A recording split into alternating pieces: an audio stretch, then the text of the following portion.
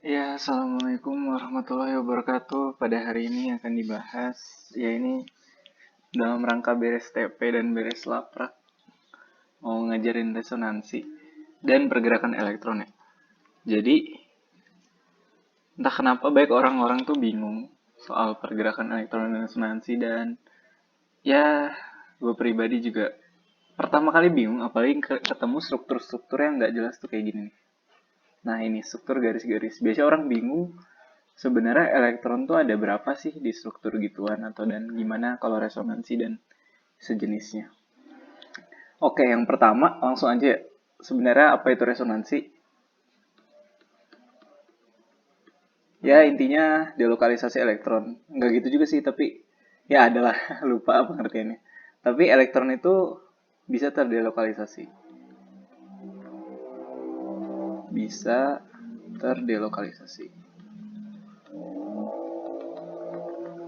Nah, kenapa elektron bisa terdelokalisasi?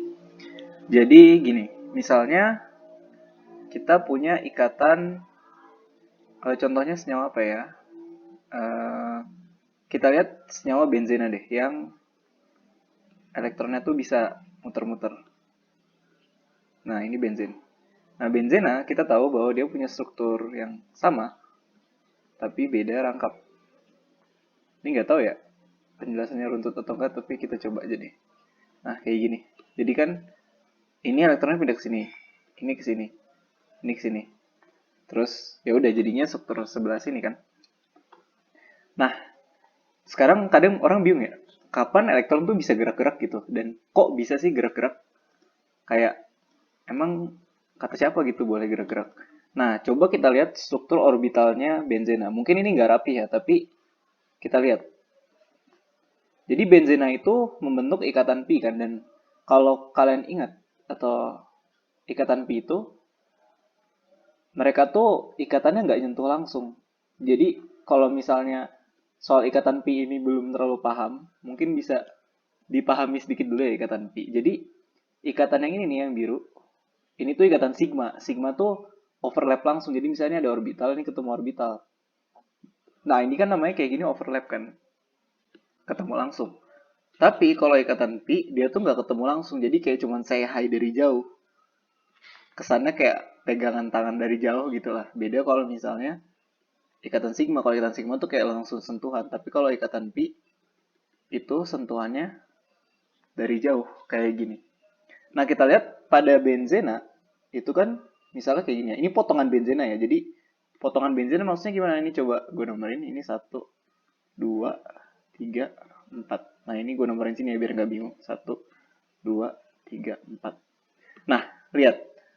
Karbon 3 dan 4 itu kan mereka juga punya ikatan rangkap kan kalau di sini kasusnya. Nah, makanya mereka punya juga ikatan pi di sini.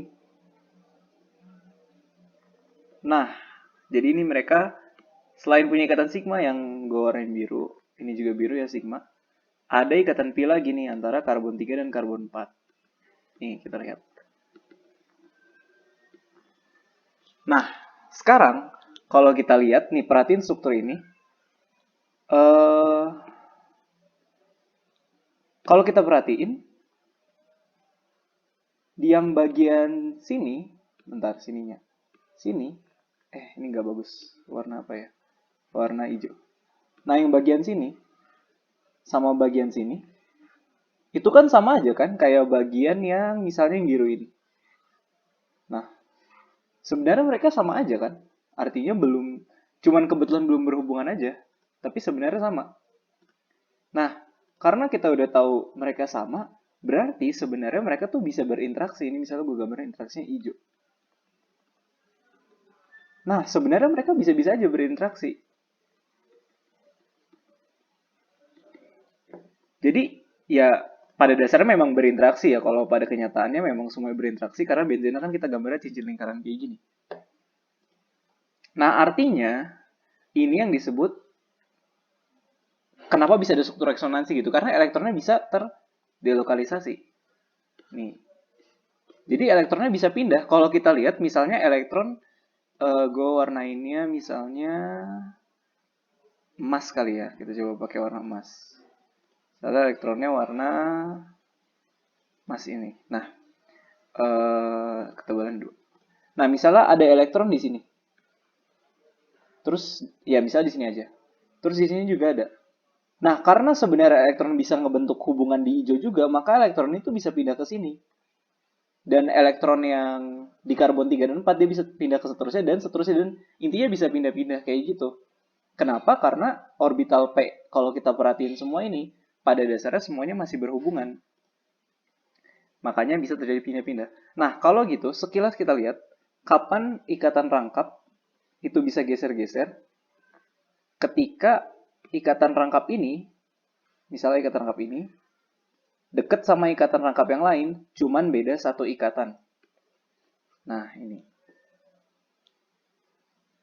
Kalau misalnya kalimatnya agak ngebingungin, diulang aja ya, karena ini kan video.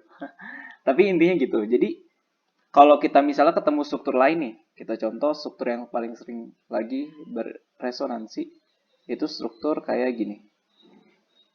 Bukan beresonansi ya, artinya elektronnya bisa terdelokalisasi. Nah, kalau kita lihat sekilas, struktur yang ini, dia itu sama kurang lebih, enggak sama ya, tapi mirip sama struktur kayak gini kan. Artinya dia kayak mirip dengan potongan benzena. Nah, kalau gitu, elektronnya bisa gerak dong, bisa. Jadi, misalnya elektron ini pindah ke sini. Terus elektron ini pindah ke sini. Hasilnya apa? Hasilnya adalah ini 0, ini negatif. Ini terbentuk rangkap. Jadi ini bisa dibilang struktur resonansi mungkin ya, karena delokalisasi elektron. Dan oh iya, ada satu lagi yang kurang, yaitu di sini plus. Nah, kenapa ini plus? Jadi gini, kalau terjadi resonansi, ini misalnya resonansi ya, muatan di sebelah kiri harus sama dengan muatan di sebelah kanan. Nah, kalau kita lihat, muatan di sebelah kiri itu kan awalnya 0 kan totalnya. Yang di kanan juga total harus 0. Jadi kalau tadi cuma negatif, salah. Nah, kurang lebih kayak gitu. Jadi kayak kalau misalnya kita ketemu struktur lain, misalnya struktur resonansi paling mainstream, ini misalnya ke CH3 ya. Terus di sini ada oksigen. Di sini ada oksigen lain. Ini negatif, ini positif. Nah, ini namanya nitrometana ya. Jadi ya kayak gini. Nah, terus kita disuruh gambar resonansi nitrometana. Ya udah, kita tinggal bikin panah elektron dari sini, terus ini ke sini. Nah, jadinya adalah struktur yang kayak gini.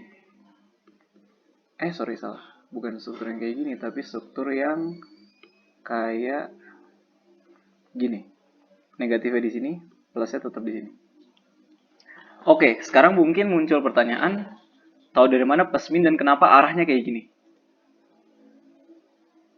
Kenapa arahnya misalnya untuk senyawa ini, itu dari rangkap sini ke oksigen sampai ujungnya oksigennya negatif di situ.